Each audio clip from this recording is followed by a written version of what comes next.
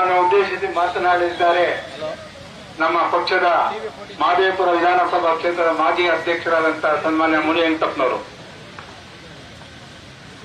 ಬಂಧುಗಳೇ, ಇವತ್ತು ದಿವಸ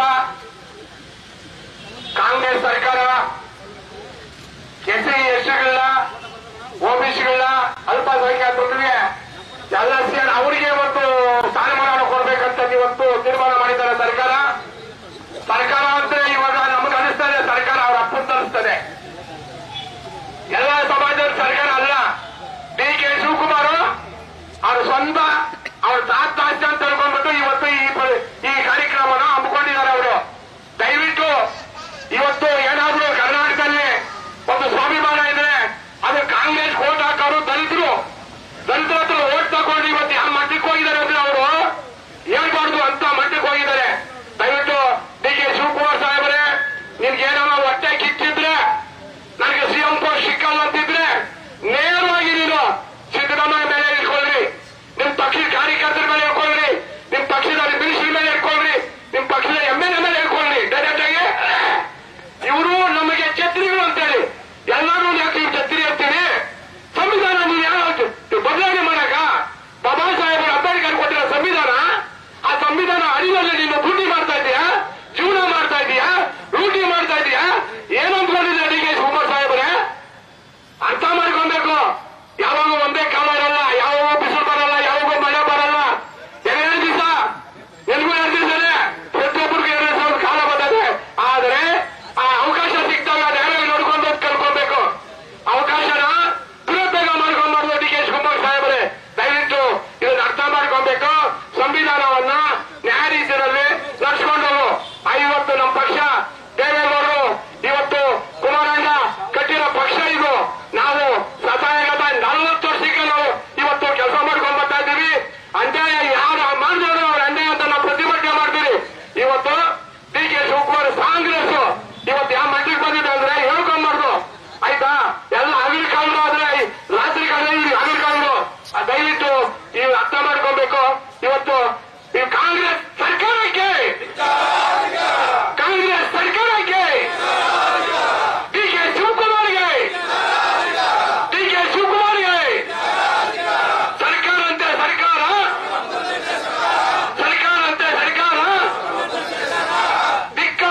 ಧಿಕ್ಕಾರ.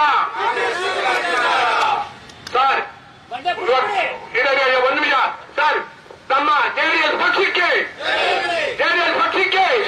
ಕುಮಾರಣ್ಣನಿಗೆ, ದೇವೇಗೌಡ ಅಪ್ಪಾಜಿ ಅವರಿಗೆ, ಇಲ್ಲಿ ಬಂದಿರತಕ್ಕಂಥ ಎಲ್ಲ ನನ್ನ ಅಣ್ಣ ತಮ್ಮ ಅಕ್ಕ ತಂಗಿಯವರಿಗೆ ಜೈ ಭೀಮ್.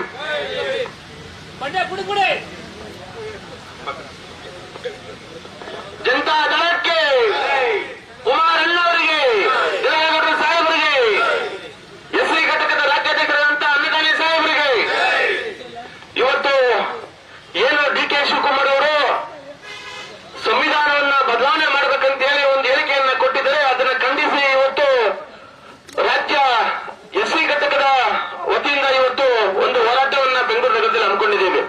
ಇವತ್ತು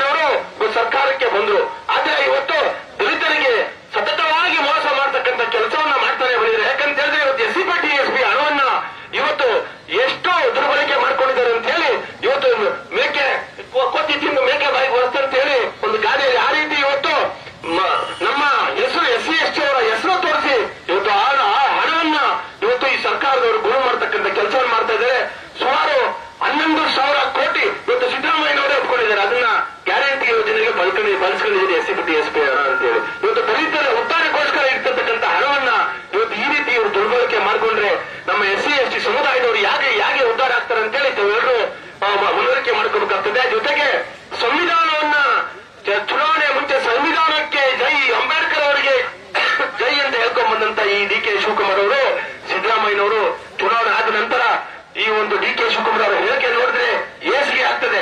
ಇವತ್ತು ಸಂವಿಧಾನವನ್ನೇ ಬದಲಾವಣೆ ಮಾಡಬೇಕಂತೇಳಿ ಹೊರಟಿದ್ದಾರೆ. ಸ್ವಾಮಿ, ಈ ದೇಶದಲ್ಲಿ ನಾವು ದಲಿತರು ಸುಮಾರು SC/STಗಳು ಸೇರಿ 1.5 ಕೋಟಿ ಅಷ್ಟು ಜನ ಇದ್ದಾರೆ. ಇವತ್ತು ಏನಾದ್ರೂ ನೀವು ಸಂವಿಧಾನವನ್ನ ಬದಲಾವಣೆ ಮಾಡಬೇಕಂತೇಳಿ ತಾವು ಹೊರಟ್ರೆ ಖಂಡಿತವಾಗ್ಲೂ ಕೂಡ ನಿಮ್ಮ ಕುರ್ಚಿಗಳನ್ನ ಅಲ್ಲಾಡಿಸುತ್ತ ಶಕ್ತಿ ಇವತ್ತು ನಮ್ಮ ದಲಿತರಿಗೆ ಇದೆ ಅಂತ ಹೇಳಿ ನಾನು ಹೇಳಕ್ ಬಯಸ್ತೇನೆ. ಹಂಗಾಗಿ ನೀವು ಈ ಕೂಡಲೇ ಆ ಹೇಳಿಕೆಯನ್ನು ವಾಪಸ್ ತಗೊಂಡು ಬಾಬಾ ಸಾಹೇಬರು ಅಂಬೇಡ್ಕರ್ ಅವರ ಸಮ್ಮುಖ ಒಂದು ಫೋಟೋ ಇಟ್ಕೊಂಡು ತಾವು ಅವರು ಮುಂದೆ ಸಮಯ ಕೇಳಬೇಕು. ಇಲ್ಲದೆ ಹೋದಲ್ಲಿ ಮುಂದಿನ ದಿನಗಳಲ್ಲಿ ನಮ್ಮ ಜನತಾದಳ ಪಕ್ಷದವರು ಇವತ್ತು ಅಂದಾನಿ ಸಾಹೇಬರ ಒಂದು ಅಧ್ಯಕ್ಷತೆಯಲ್ಲಿ ಇಡೀ ರಾಜ್ಯಾದ್ಯಂತ ಉಗ್ರ ಹೋರಾಟವನ್ನ ಮಾಡ್ತೀರ ಅಂತ ಹೇಳಿ ತಮಗೆ ಎಚ್ಚರಿಕೆ ಕೊಡ್ತೀನಿ. ಎಲ್ರಿಗೂ ನಮಸ್ಕಾರ. ಈಗ ತಮ್ಮನ್ನು ಉದ್ದೇಶಿಸಿ ಮಾತನಾಡಲಿದ್ದಾರೆ ನಮ್ಮ ಕಾರ್ಮಿಕ ವಿಭಾಗದ ನಗರ ಘಟಕದ ಅಧ್ಯಕ್ಷರಾದಂತಹ ಗೋಪಾಲ್.